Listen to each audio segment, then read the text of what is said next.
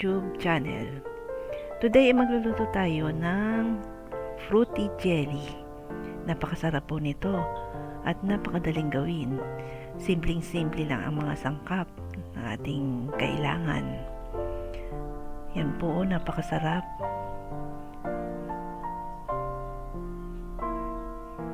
Yan. Wagi ang sarap. So, atin pong sisimulan ang pagluluto sa pagsasala po ng fruit cocktail.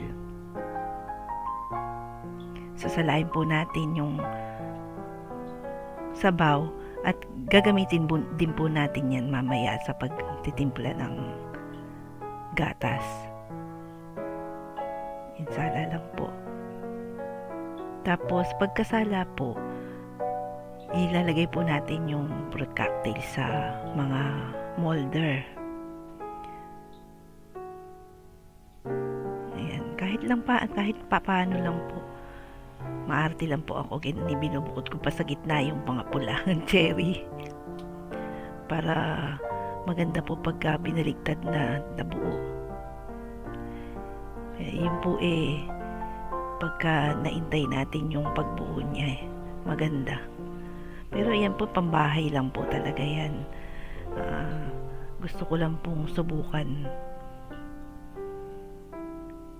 Napakasarap po kasi niyan.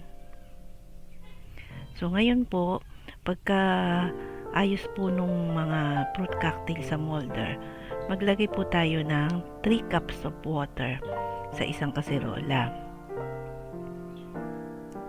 Tapos titimplahan po natin ng evaporated milk. Isang lata po.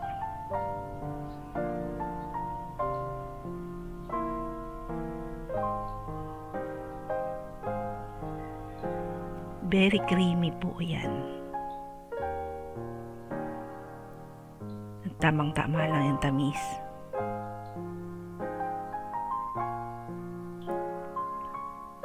Kung bago ka pa lang sa ating channel, paki-subscribe po at hit mo na ang notification bell para po lagi kayong updated sa mga bagong upload. So ngayon po, nilagyan po natin ng condensed milk. Isang lata din po.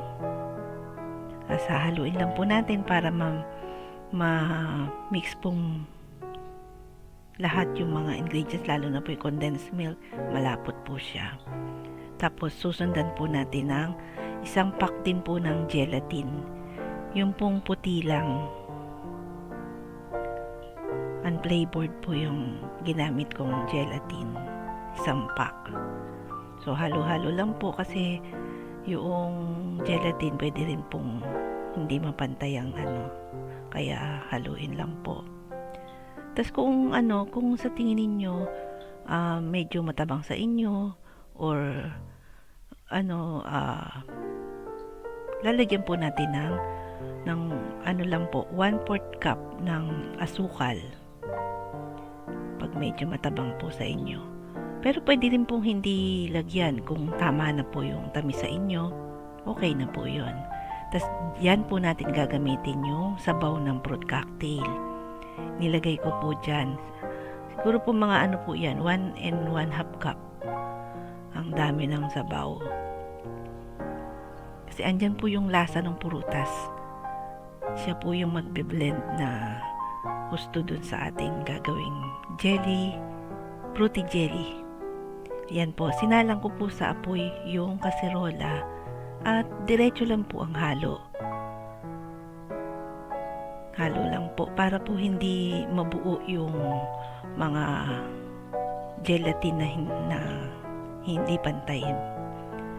Tapos hintayin lang po natin kumulo yon, at pag kumulo na po, pwede na po natin isalin sa mga molder. Ngayon, kung yung pong molder ay malaki, kahit half lang po muna ang gawin ninyo para hindi po gumalaw yung mga fruit cocktail sa ilalim. Tapos pag medyo matigas-tigas na po, saka po ninyo punuin yung lalagyan para po nakaset na yung prutas sa ilalim. Hindi po siya iibabaw.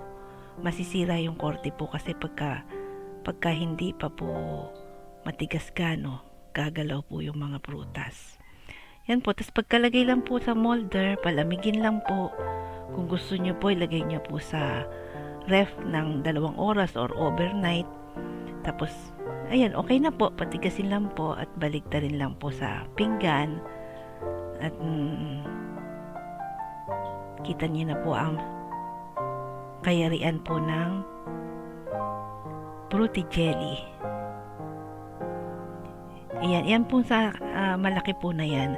Hindi ko na po inintay tumigas yung kalahati kasi pambahay lang po naman.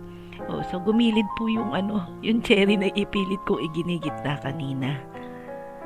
Pero kung napatigas ko po yung kalahati bago ko pupunuin, hindi po siya gagalaw sa gitna.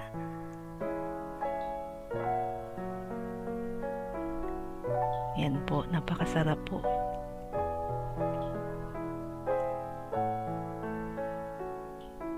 Dahan-dahanin din po siguro yung paglalagay ng lutong gelatin at gatas sa mga fruit cocktail po, kasi gumagalaw po yung mga fruit cocktail na babago pwesto. So, yun lang po.